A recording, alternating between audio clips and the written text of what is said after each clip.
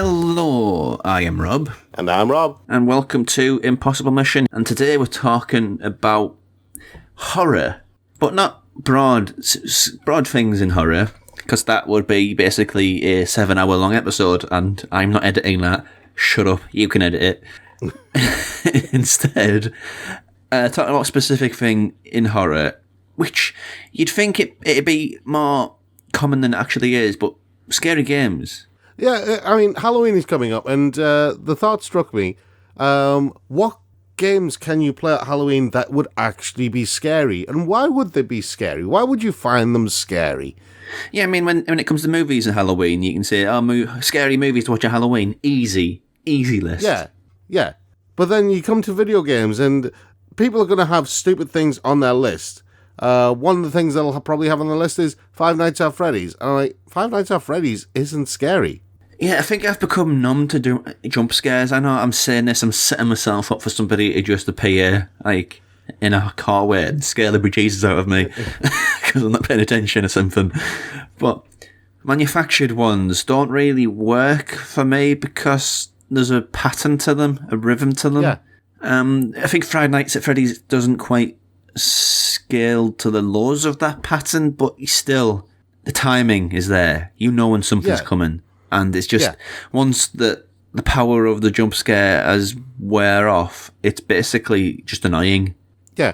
I mean, for me, a scary game has to... Well, a game that has the right atmosphere first. I think the atmosphere is the primary thing if you're going to have a game that is scary. But just on that point, I think the atmosphere also helps with the jump scares, because that's, I don't know, say Alice in Wonderland has, like, it influenced a lot of scary stuff. Tone, design, whatever. But if you're just skipping along in Alice in Wonderland and something jumps out of nowhere, even though like the soundscape and the world design are all sort of cheerful and gaudy, it won't make you scary. It won't make you jump. But if it's like, shock you. Nah, it just kind of, what was that? That was weird. Yeah. Rather than a jump scare or a scare. But the atmosphere is vital because you've got to make the player or the viewer feel really uneasy, unsure about what is anywhere. The most famous one for me is the dog in Resident Evil 1. Yeah, the dog in Resident Evil 1, but I think Silent Hill 2 had that atmosphere. Now, a lot of people kind of talk about the original Silent Hill and the janky controls and everything like that. I'll tell you what the original Silent Hill did better than the majority of games was the atmosphere. That first feeling of being in was it the school? Where you had the ghost babies in that? I think the thing which works that create that atmosphere in the first Silent Hill, I mean, the Mist is basically the developers playing with the limitations of what they had available. They couldn't generate the whole world, so they hid... That was Silent Hill 2, I think, more than Silent Hill. But even so, they hid pop-up behind Mist and fog. The thing that got me in Silent Hill, right, one of the things that actually helped generate the atmosphere in Silent Hill was the ghost babies. Not the ones attacking you with the knives, but the fact that every now and then you saw little kids, the ghosts of little kids running around, and that built up the atmosphere so much better. Because the first time I saw one, I tried running away from it, and then it just ran, it just ran through me, and I was like, oh right, so it's harmless. And then when I started getting attacked by the ghost zombie murdering babies, then I was like freaking out because I was like, no, I'm being killed.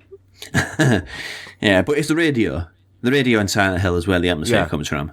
Yeah, a lot of the radio as well. And the Mist in Silent Hill 2 definitely plays a part because you're never sure what's out there.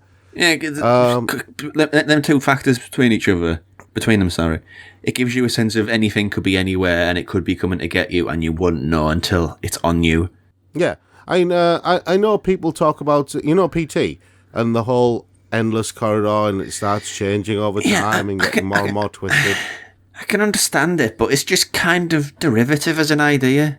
Well, it's not just derivative. I mean... it is basically a ghost train. It is a ghost train, but I'll be honest, I am so oblivious to things like that I probably wouldn't notice if I was in that kind of environment in real life. I'm literally that oblivious to things around me, especially if I'm like reading or something like that. or I'm not really paying attention. I just keep walking and going, it's a bloody long corridor. Right, here's an anecdote, just for the sort of person I am, explain why a lot of horror doesn't work on me. I was doing a Japanese language course briefly until I realised they were all weebs, and I thought, I'm out of here. But one of the things... That's not going to endear you to a certain crowd. Well, a certain crowd can go suck it, frankly. But I was at Durham Cultural Festival at Durham University, and there's a big Japanese contingent there, people from Japan. And they put on a haunting room. Yeah. You go in the room, you crawl through some shapes, you crawl over some things. So you got to really climb around this room to get to get through it. And then it got, eventually, after lots of climbing through things and over things and under things, it got to this corridor. At the end of the corridor was a tiny little Japanese person, long, black hair, like, Sadako and all these characters. It ran up to me, and I started laughing my ass off. Not in a, oh my god, I don't know how to react to this. This is so scary. Because people do react to fear, like scary things with laughs. Not me. It was like the funniest thing I'd ever seen. So that's it's hard for horror games to scare me. I mean, a guy I knew.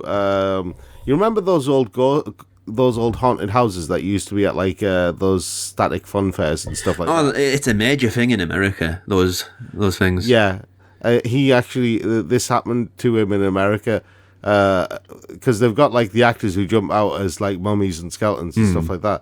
He actually broke the nose of one of them. Is he from this part of the world? Yeah, he's from the north. Yeah, that scans. Because it jumped out going, ah! He turned around and he just hit it in the face. Yeah. He's like, I think horror isn't designed for us. The thing is, because it was one of those kids' haunted houses, and he'd gone in with his son and his daughter. I mean, you can imagine what the kids thought of him afterwards. Like, he thought he was a superhero. Yeah. He goes around busting ghosts' noses. Yeah, but it kind of takes the sting out of a lot of horror for me. That. Yeah. Because, what is scary, for me, and it goes back to the horror movies, the scariest horror movies are when you don't see a thing. It's all in suggestion. You can't see anything. And when something hammers a certain point over and over and over and over again, whether it's jump scares or whether it's something else, it's just not scary. And I bring this up because I want to segue that slightly into Alien Isolation. Yeah, I mean, Alien Isolation is an interesting one for me because it has elements that really are, proper horror elements and actually play into my idea of what can be scary. Because for me, scary is the inability to fight back against whatever it is. You have to avoid it. You have to stay clear of it, but you really can't fight back. Something beyond you? Wasn't there a game is it Clock Tower, which is a similar premise where you're defenseless? Clock Tower has a similar premise with the Scissor Man, but the one that I'm mainly thinking of is Haunting Ground. That's the one, yeah. Haunting Ground was another game where the idea that you literally couldn't fight back against what was chasing you, and that's something that you don't really see that much in especially in survival horror. Yeah.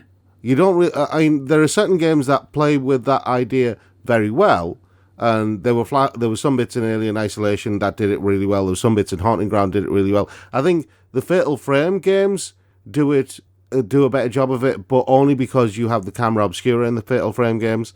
And a lot of the narrative plays into the atmosphere. Just to return to Alien Isolation for a moment, though, I think it's kind of a very weird balancing point, that game. Yeah. Atmospherically, it's superb. This idea that anything, that the xenomorph could be anywhere and you wouldn't know it, is really, really frightening. It's what good horror games and good horror movies are based upon. Yeah. However, the fact that you can't escape it, even if in the horror movies, the alien horror movies, if you saw the alien, that wasn't immediate death. You had a chance of survival. Slim, admittedly, but you had a chance. Whereas in the game, the second it sees you, dead. Second it sees you, dead. Second he sees you're dead. And after about the 15th or 20th time, where's the tension? Yeah, and that was my main problem. There isn't any. The tension is null and void when you're beating your head against the wall with the same point over and over and over and over. See, remember when we were kids and we had those games that were really too tough, but we challenged them nonetheless, and we kept trying and trying and trying until we basically could beat that particular level, yeah? Yeah, it was like literally everything in the Mega Drive SNES era for me. And the main reason we did it was because we saw it as a challenge. But Alien Isolation, when you know, after a certain point, stops being a challenge and becomes a chore. Yeah, it does. And I think that's the key point. As long as it continues to be challenging, then yeah. I mean, if you could make progress with Alien Isolation, and so you had... So, I mean, the problem with Alien Isolation is that it's an alien, and we know from the movies, yes, you can fight back. Yeah. Right? We know that. The series wouldn't have lasted very long if it didn't. Thing is, we know that you can fight back. Even in the first game, Ripley and the rest of them were able to fight back to a degree. Okay, most of them died. Ripley and the cat survived in the first movie, but she managed to get rid of the alien through the airlock. Yeah? And she managed to escape a number of times as well, you know. Exactly.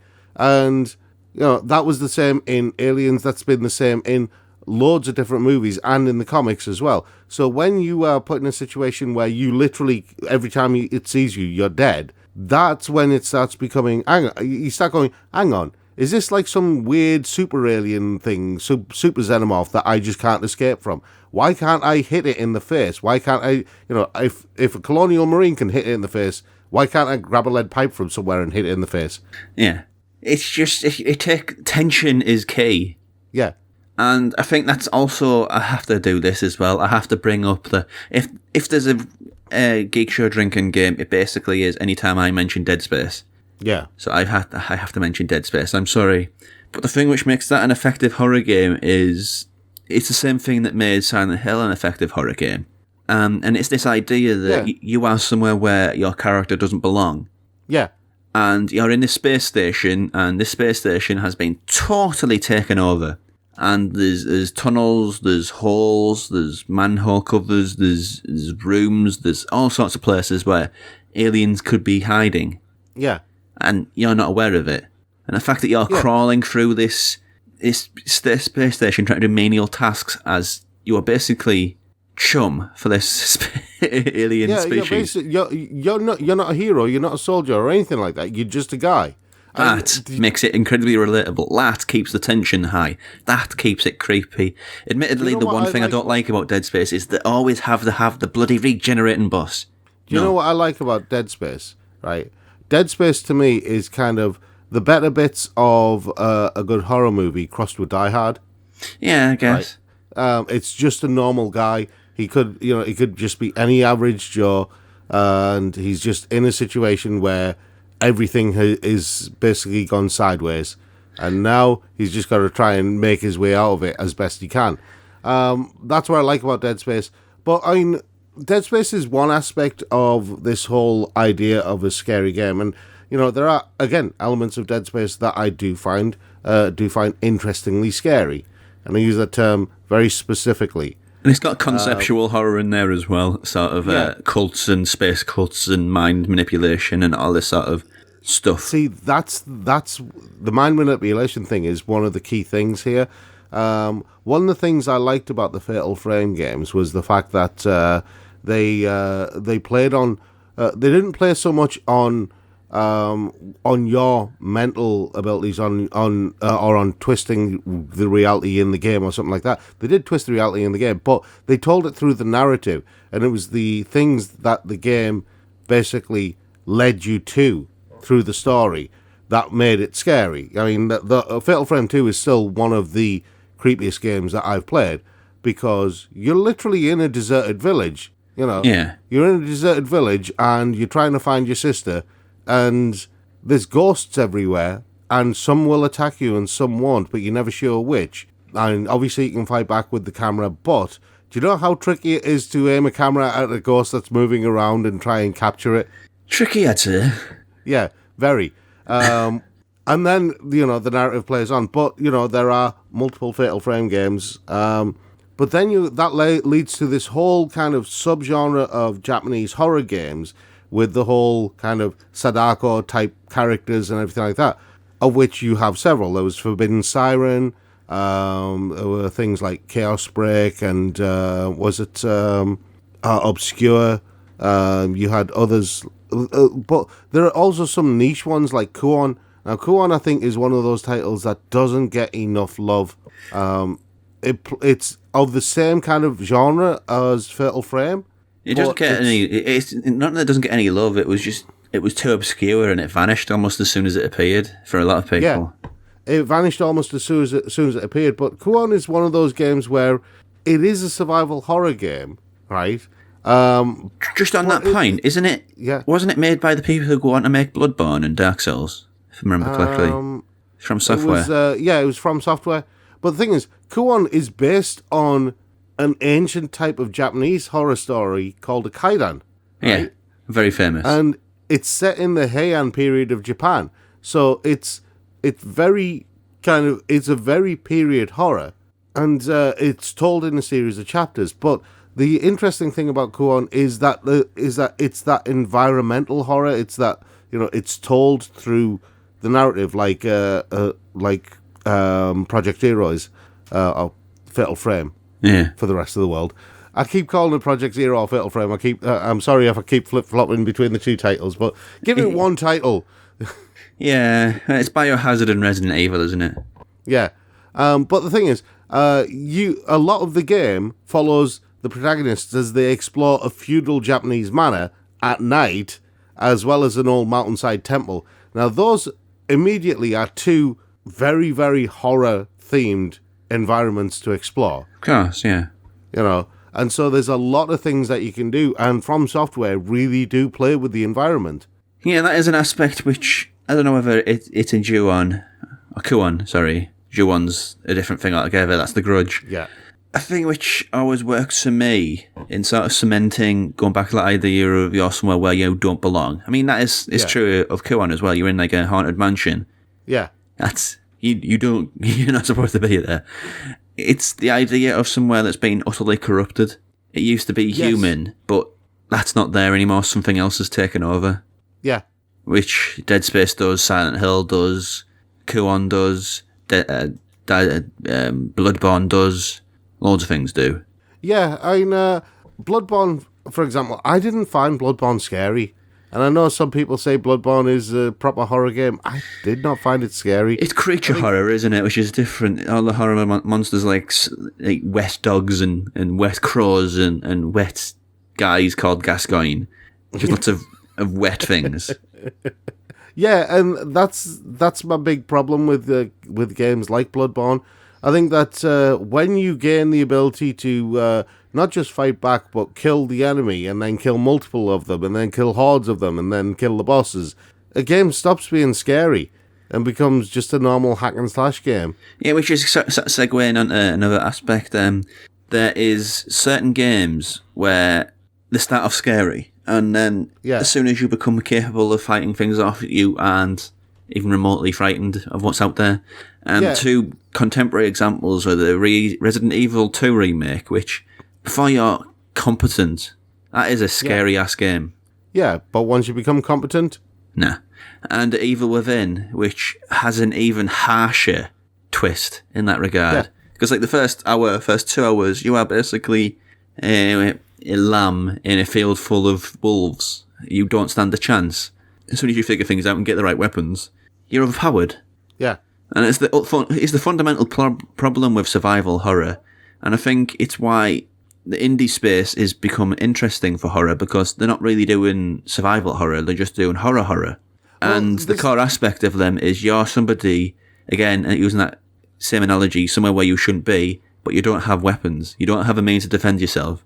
All you can do is run and hide and hope that the thing doesn't find you.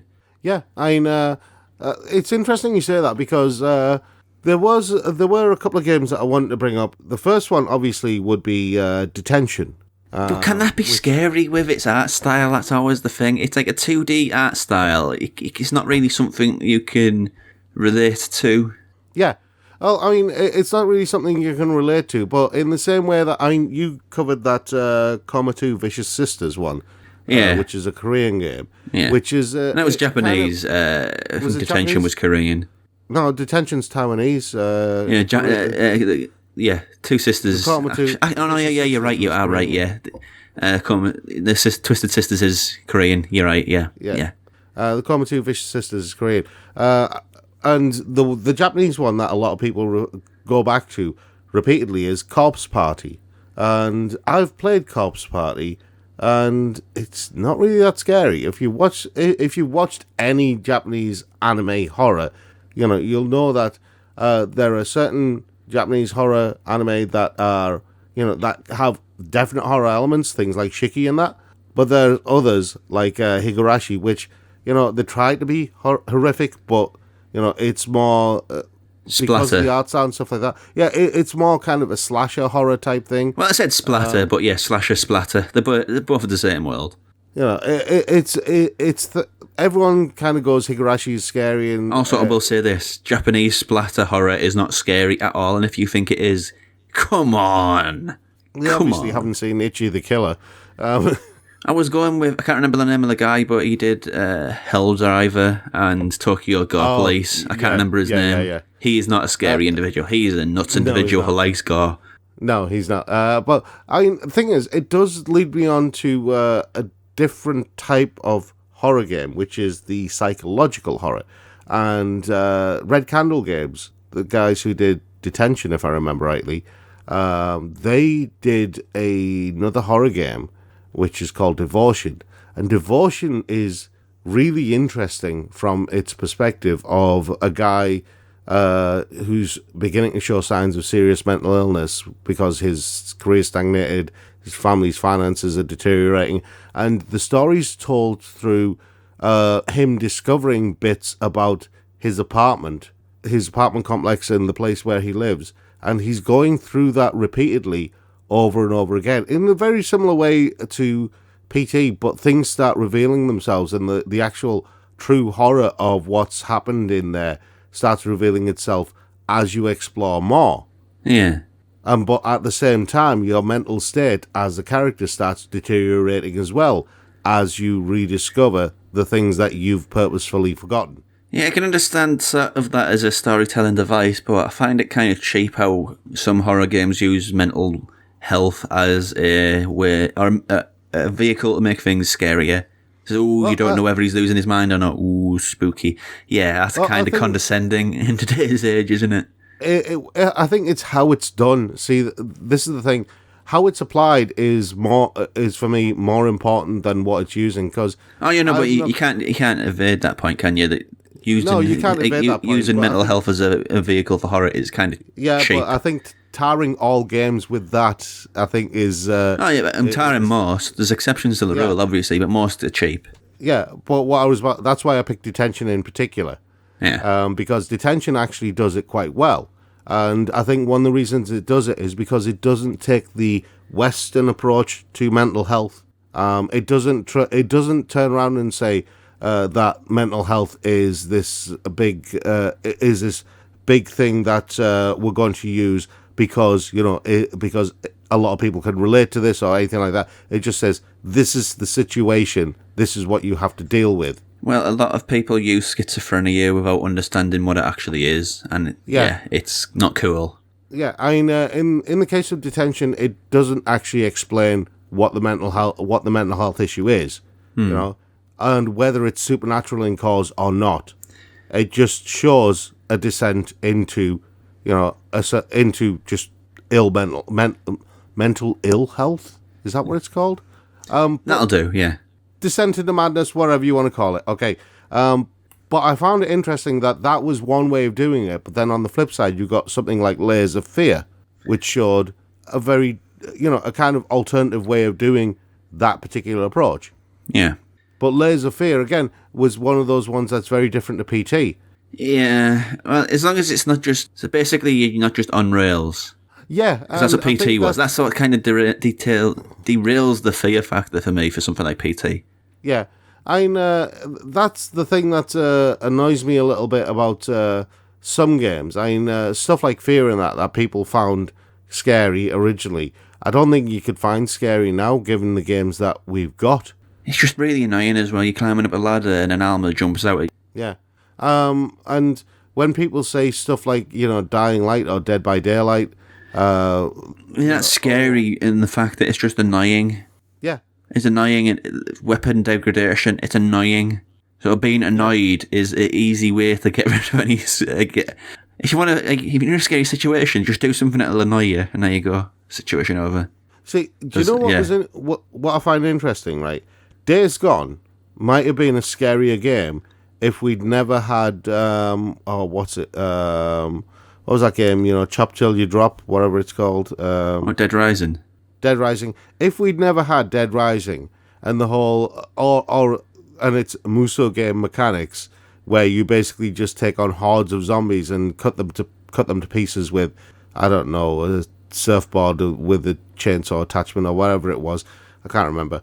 But Days Gone, because it's got that horde of zombies mechanic that you see in like the World War Z movie. Yeah, I'm not a fan of that horde idea because I don't think hordes are scary, especially when they run. Yeah, but this is the thing. That might have been scarier if we'd never had games like Dead Rising. But because we've had games like Dead Rising where there's zombies everywhere and they start coming at you en masse, a game like Days Gone is just like, oh, right, so there's loads of zombies and they're going to chase me. All right, I'll run away then. Here's a question. I want to ask this question and then we'll look forward to the upcoming horror games and ask whether any of them are scary. But the first one, I don't think Days Gone is scary because I think it's more exciting.